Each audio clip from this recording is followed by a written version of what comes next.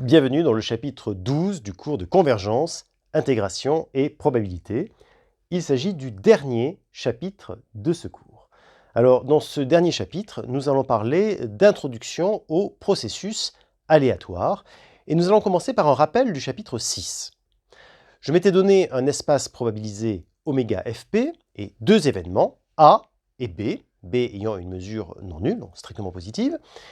Eh bien, j'avais défini la probabilité conditionnelle de A sachant B comme étant la probabilité de A inter B divisée par la probabilité de B. Alors, donnons un exemple, ou rappelons un exemple, si je regarde le lancer d'un dé à 6 faces, donc avec la même probabilité d'obtenir chacune des faces, etc., comme d'habitude. Donc, je peux le modéliser par une variable aléatoire x qui va de oméga dans 1, 2, 3, 4, 5, 6, qui suit une loi uniforme discrète, donc on a écrit probabilité, et je peux être intéressé par connaître la probabilité d'obtenir 4. Donc, autrement dit, P de x égale 4. Encore P de A, où A est l'événement à obtenir un 4, et donc A est le singleton 4. Bon, eh bien ça c'est un sixième. Bon, jusque-là, pas de difficulté. Mais imaginez maintenant qu'on lance le dé, que quelqu'un regarde le résultat et me dise « c'est un nombre pair ». Donc, maintenant, j'ai l'information, c'est un nombre pair. Bon, je ne sais pas encore si c'est 2, 4 ou 6, mais je sais que ce n'est pas 1, 3 ou 5, puisque c'est un nombre pair. Et donc, je voudrais connaître la probabilité d'obtenir 4, sachant que je sais, j'ai l'information, c'est un nombre pair. Bon.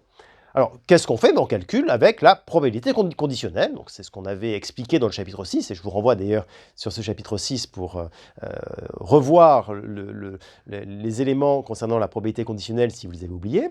Donc, la probabilité conditionnelle, la probabilité de x égale 4, sachant que c'est un nombre pair, eh bien, ce sera un tiers, probabilité de A inter B, divisé par probabilité de B. Donc, voilà pour la probabilité conditionnelle.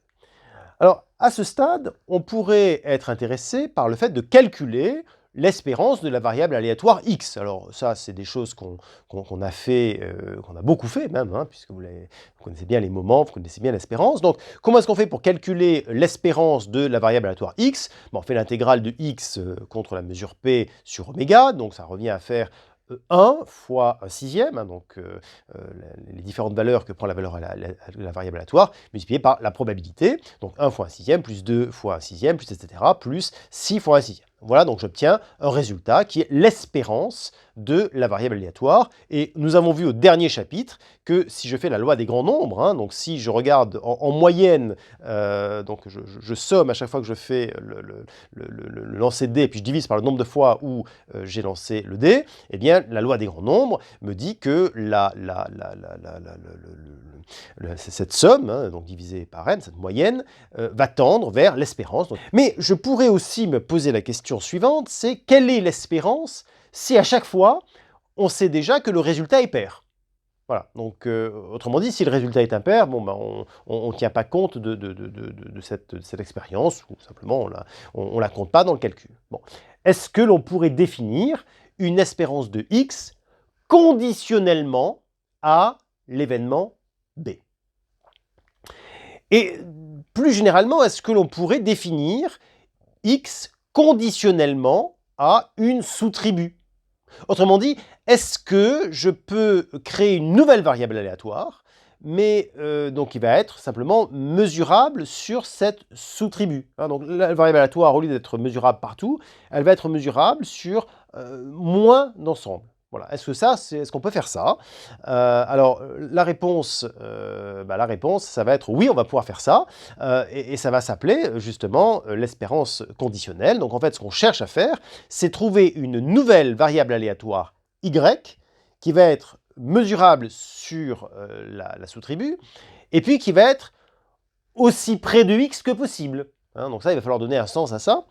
Et ce qui va se passer, du coup, c'est qu'on va donner à y un nom, on va l'appeler l'espérance conditionnelle de x, sachant la sous-tribu. Donc ça va être l'objet de notre étude, la première étude qu'on va faire, hein, donc ça va être, la première section, ça va être l'espérance conditionnelle. Donc nous allons définir l'espérance conditionnelle d'une variable aléatoire, sachant une tribu, et puis on verra d'ailleurs des cas particuliers, hein, donc sachant un événement ou sachant une autre variable aléatoire. Donc c'est ce qu'on va faire dans la première section de ce chapitre. On va parler d'espérance conditionnelle. Dans la deuxième section du chapitre, on va introduire les processus stochastiques. Donc on va définir ce qu'est un processus stochastique, on définira d'autres choses et on définira également ce qu'est une martingale. Et on va voir quelques éléments d'application de ces processus stochastiques, mais ça va aller très très vite, on va être extrêmement introductif, c'est vraiment une introduction. En fait, c'est essentiellement un teaser pour le cours de deuxième année, qui est le cours optionnel en deuxième année, processus avancé. On ne va pas faire beaucoup de choses sur l'introduction au processus stochastique. Pour autant, on va quand même dire deux choses, faire un certain nombre de choses qui sont quand même utiles. Et en particulier, je voudrais attirer votre attention sur l'intérêt des processus stochastiques.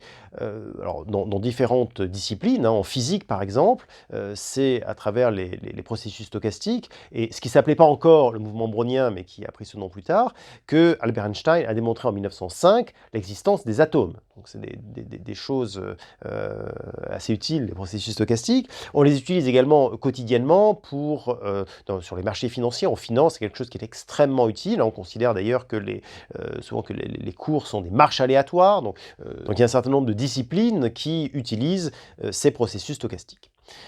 Alors, nous allons bien sûr commencer par une introduction que vous êtes en train de visionner, et il y aura 3 vidéos, donc une vidéo d'introduction, la vidéo sur l'espérance conditionnelle et la vidéo sur l'introduction au processus stochastique. Donc c'est un chapitre qui est très court et qui donc achèvera à la fin de ce chapitre donc, notre cours de convergence, intégration et probabilité.